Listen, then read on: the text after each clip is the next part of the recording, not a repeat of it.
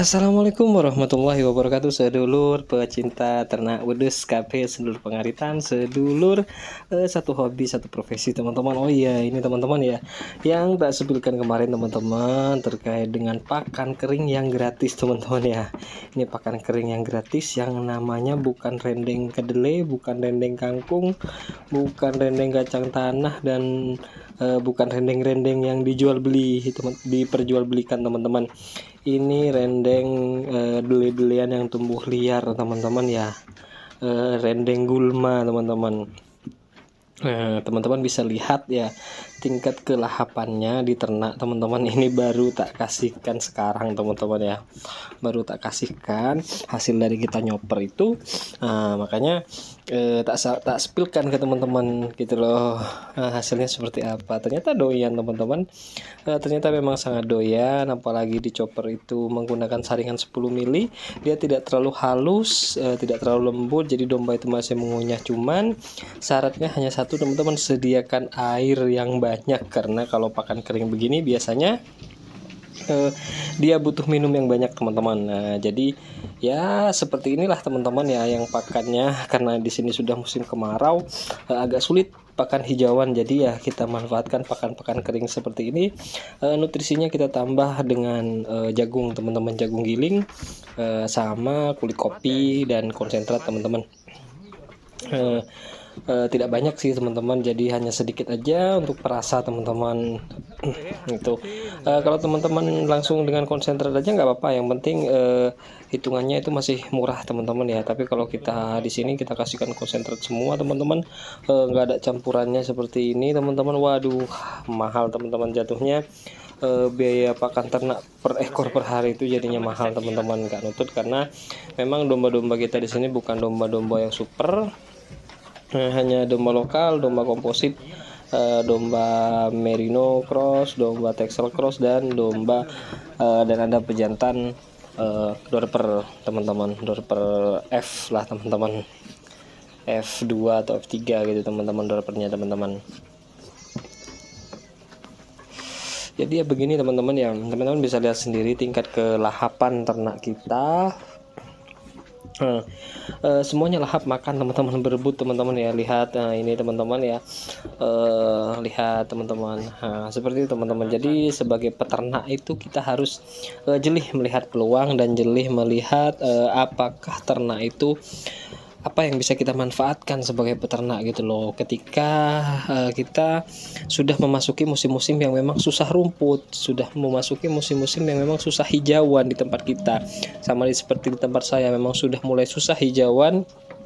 Jadi ya dimanfaatkan yang ada seperti ini teman-teman, yang biayanya juga murah, modalnya cuma minta teman-teman ya. Kita cuma modal nyoper sama modal biaya angkutan, itu aja sih teman-teman. Jadi ya nggak mahal hitungannya, karena kan pakannya, karena kan yang dihitung kan berat keringnya teman-teman. Ini kan sudah kering ya, bukan basahnya. Karena kalau basah kan masih tinggi kadar airnya. Kalau ini sudah kering, jadi dia sudah termasuk bisa murah teman-teman, seperti itu. Terus kalau untuk kandungan nutrisinya seperti apa? Kalau untuk kandungan nutrisi ini teman-teman ya, karena memang ini diarit langsung sama petani, diambil ya, bukan mati di tempat teman-teman, bukan kering karena memang dia kekeringan, enggak. Jadi dia diarit, habis itu dijemur. Jadi hampir sama dengan kangkung dan juga hampir sama dengan kedelai teman-teman. Jadi ini bisa dibilang high lah teman-teman ya, proses pengawetan pakan dalam bentuk high. Cuman kalau di sini kan orang nggak tahu, jadi kita manfaatkan aja, daripada nggak dipakai sama orang, cuma dibakar, ya udah kita manfaatkan ya gini teman-teman. Ini dia seperti ini teman-teman ya, hasil setelah kita kecacah dengan saringan 10 mili. Ada yang masih panjang-panjang sekitar 3 cm, 2 cm, 3 cm, ada yang 5 cm gitu teman-teman. Ini nantinya akan termakan semua seperti itu. Untuk kandungan nutrisi tadi teman-teman ya, kalau menurut saya sih, saya nggak tahu pastinya berapa, karena memang susah cari referensi untuk pakan yang ini teman-teman. Nggak seperti pakan yang sudah biasa digunakan seperti rendeng kangkung, rendeng kedelai, rendeng kacang tanah. dan rendeng-rendeng yang lain teman-teman, itu kan sudah di lab teman-teman sudah banyak menggunakan. Kalau rendeng dele-delean ini kan jarang yang menggunakan, tapi pada dasarnya teman-teman apapun itu yang berbuah kacang-kacangan pastinya dia memiliki kandungan protein yang tinggi, karena batangnya juga bukan batang keras gitu loh, batangnya juga bukan termasuk batang keras, termasuk batang lunak, jadi bisa dimakan oleh ternak. Fungsinya apa sih kok harus ada nutrisi meskipun pakan kering ya?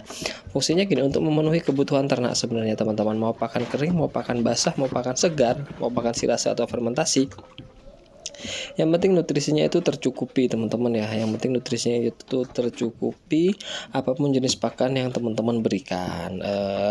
Lebih baik mana pakan silase dan pakan kering? Kalau menurut saya sama-sama memiliki kelebihan dan kekurangan masing-masing ya. Cuman silase ini terkadang teman-teman membuatnya yang agak susah. Karena apa? Karena ketika silase teman-teman itu basah, nah itu yang akan menjadi, memang dia wangi teman-teman. Saya akui kalau silasenya itu basah itu masih ada wanginya, cuman nggak menyengat wanginya teman-teman. Nah dari basah itu teman-teman itu akan menimbulkan yang namanya alkohol teman-teman. Alkohol itu kalau dikonsumsi oleh ternak secara terus-menerus teman-teman, nah itu yang akan menyebabkan ternak teman-teman menjadi sakit, menjadi tidak sehat, menjadi lemas, lesu, dan juga menjadi abortus gitu teman-teman. Bahkan bisa banyak kasus itu terjadi kematian karena menggunakan pakan full yang silasenya basah teman-teman. Cara mengamankan supaya silase itu tidak basah ya sama seperti yang saya sampaikan di video-video sebelumnya teman-teman.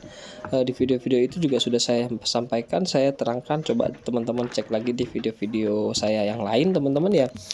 Khusus untuk pakan hai ini, pakan hai yang saya gunakan ini teman-teman itu akan lebih aman kalau menurut saya sih.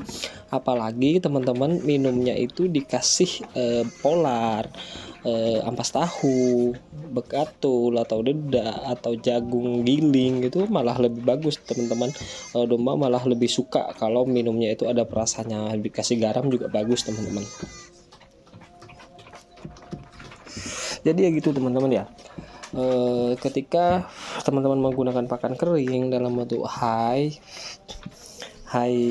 apapun itu, maupun itu hai dalam bentuk daun-daunan, daun atas, rumput odot yang dijadikan hai, rumput pacong yang dijadikan hai, sediakanlah minum yang cukup untuk ternaknya teman-teman, karena di pakan itu tidak terkandung air, kadar airnya sudah minim, otomatis ternak itu akan cepat haus teman-teman, untuk menjaga kelahapannya. Jangan pernah khawatir teman-teman ketika pakan itu memang awalnya ketika itu masih hijau itu disukai ternak ya, ketika dikeringkan apakah ternak masih suka? Pasti masih suka teman-teman. Ketika pakan itu hijaunya masuk, ternak itu sangat suka. Ketika teman-teman keringkan, itu tidak akan mengurangi palatabilitasnya teman-teman.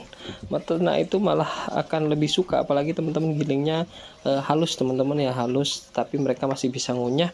Ternak itu akan sangat suka teman-teman, meskipun teman-teman tanpa mencampur dengan apapun. Itu sih pengalaman saya. Apalagi teman-teman dikasih tambahan pola dan konsentrat teman-teman, wah itu sangat sudah luar biasa teman-teman kandungan nutrisinya. Jadi kembali lagi kepada pakan hai tadi teman-teman ya, kenapa pakan hai ini menjadi aman teman-teman? Karena itu tadi tidak ada kandungan alkoholnya di sana teman-teman. Kita tinggal hanya menambahkan air minum saja gitu loh teman-teman. Apakah pakan kering hai ini baik mas kalau diberikan secara terus menerus teman-teman? Kalau menurut saya sih saya belum pernah mencoba ya, karena ketika musim hujan saya pasti akan memberikan hijauan segar itu teman-teman ya. Ketika musim kemarau baru saya akan carikan substitusi gitu loh, substitusi pakan yang bisa memenuhi kebutuhan ternak. Nah, adapun pakan hijauan yang saya kasihkan kepada ternak ketika musim kemarau, ketika tanaman budidaya saya sudah mencukupi umurnya baru saya kasihkan gitu loh. Tapi tidak akan cukup teman-teman, paling tidak seminggu full gitu kan, atau 2 atau 3 hari atau 4 hari sekali baru saya kasihkan pakan hijauan di sore harinya kalau sudah memasuki musim kemarau seperti ini. karena memang ya itu tadi teman-teman, tanamannya tidak nutut teman-teman. Itu pun sudah saya tambah dengan daun pisang, daun-daun yang lain yang ada di belakang kandang teman-teman. Makanya saya mencari bahan substitusi pengganti hijauan yang harganya juga murah, yang harganya masih terjangkau, dan harganya itu bisa tidak menguras kantong seperti itu teman-teman. Oke, gitu aja teman-teman video hari ini, semoga bermanfaat buat teman-teman semua. Saya akhiri, assalamualaikum warahmatullahi wabarakatuh, see you next time.